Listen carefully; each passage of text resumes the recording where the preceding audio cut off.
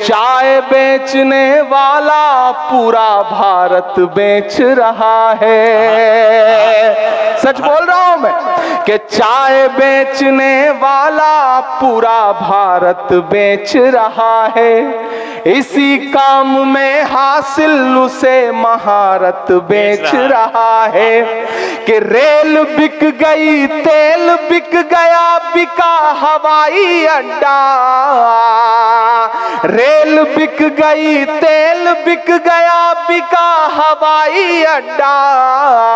सब कुछ बिकता देख के खुश हैं अपने जेपी नड्डा। के जनता महंगाई की मारी करती हाहाकार, कहाँ सोया है चौकीदार, कहाँ सोया है चौकीदार। दोस्तों तकरीबन 2